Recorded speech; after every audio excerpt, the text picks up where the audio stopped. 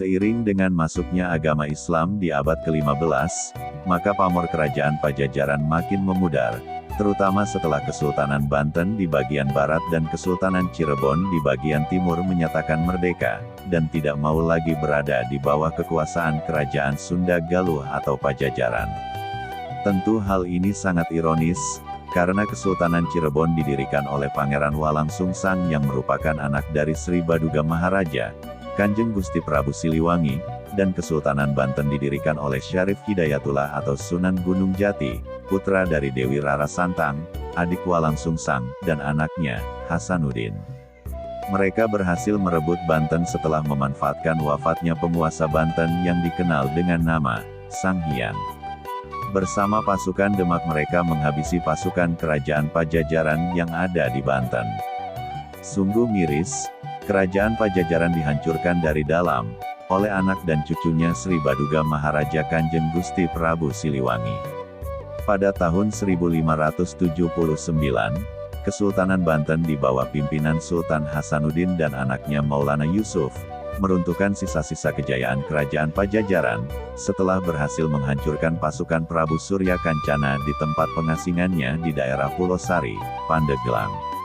Selain itu Kesultanan Banten juga merampas Palangka Sriman Sriwacana, yang merupakan batu tempat penobatan Raja-Raja Pajajaran, dan dibawanya ke Kesultanan Banten.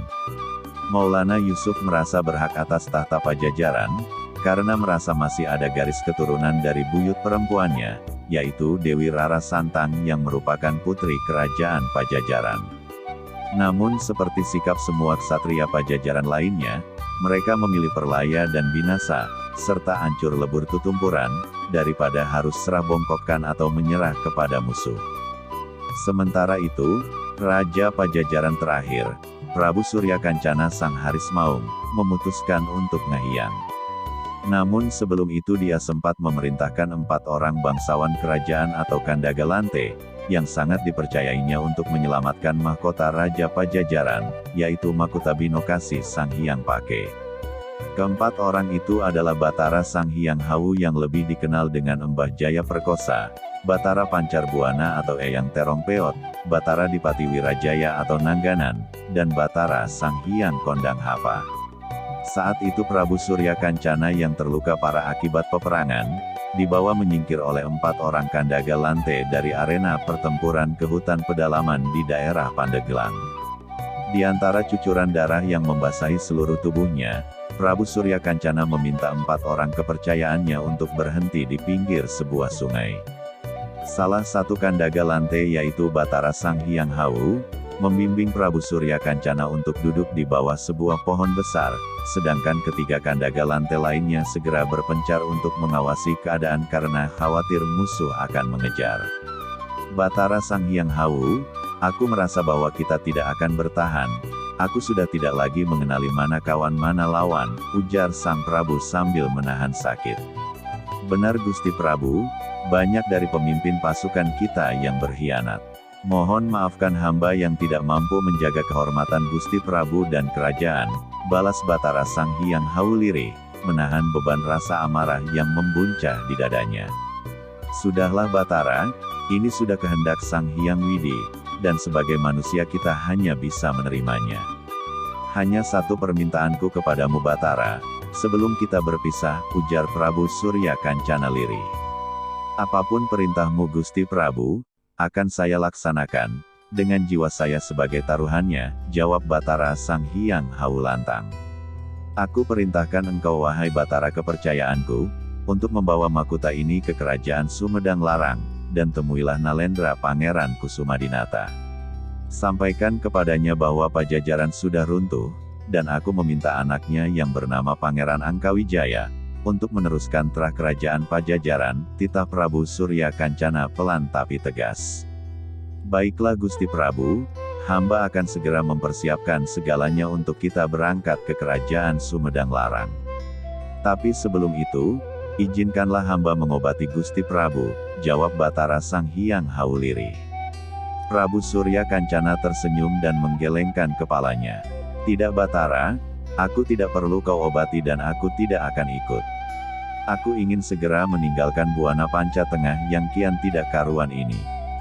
Dirimu berangkatlah bersama Batara Pancar Buana, Batara Dipati Wirajaya, dan Batara Sang Hyang Kondang Hapa, ujar Prabu Surya Kancana.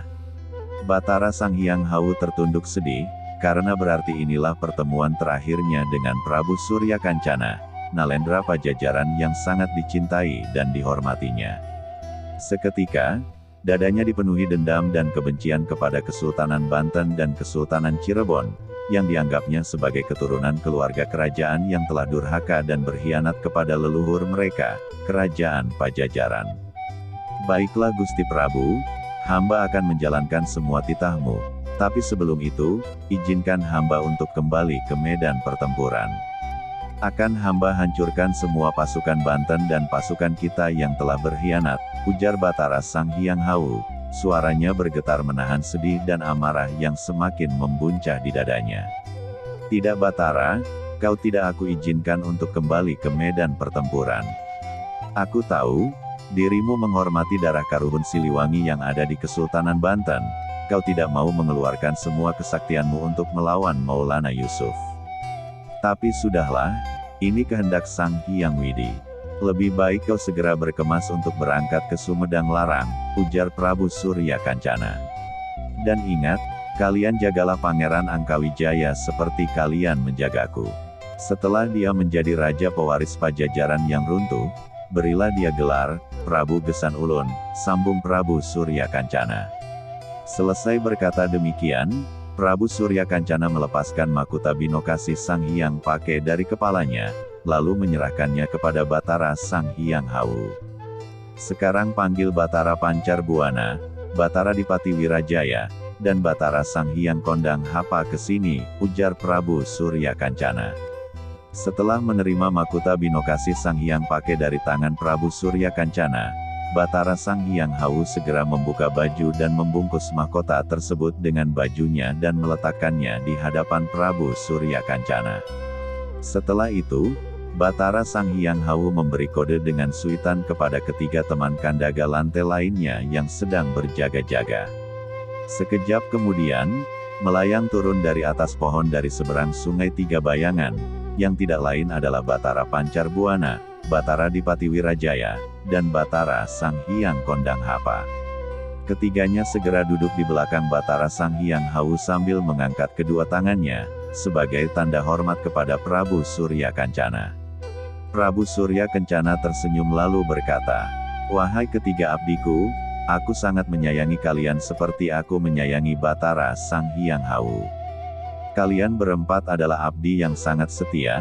Aku sudah menjelaskan semuanya kepada Batara Sang Hyang Hawu, dan aku harap kalian menuruti semua perintahnya, seperti kalian menuruti perintahku," titah Sang Prabu. "Sembah dalam Gusti Prabu, kami akan menjalankan semua titahmu," jawab ketiganya hampir bersamaan. "Terima kasih atas pengabdian kalian berempat, aku akan segera pergi ke Swargaloka menghadap Sang Hyang Widi.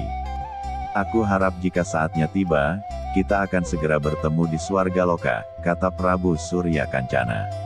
Lalu Prabu Surya Kancana memejamkan kedua matanya, dan tiba-tiba keajaiban terjadi. Luka-luka di sekujur tubuhnya mendadak kering, sisa-sisa darah perlahan-lahan menghilang. Tubuh Prabu Surya Kancana terlihat kembali bersih, wajahnya terlihat bercahaya, luka-luka di tubuhnya hilang, dan kemudian sekelebat cahaya dari langit menyambar tubuh Sang Prabu dan hilang tanpa karana. Keempat Kandaga Lante segera menyadari bahwa Prabu Surya Kancana sudah ngahiang, moksa dan kembali ke Swargaloka. Keempatnya segera menjura ke arah hilangnya Sang Prabu, dan setelah Batara Sang Hyang Hawu menjelaskan semua perintah Sang Prabu kepada ketiga Kandaga Lante lainnya, mereka bergegas meninggalkan tempat itu. Batara Sang Hyang Hawu, Batara Pancar Buana, Batara Dipati Wirajaya, dan Batara Sang Hyang Kondang Hapa berjalan ke arah timur menuju ke Kerajaan Sumedang Larang di timur yang diperintah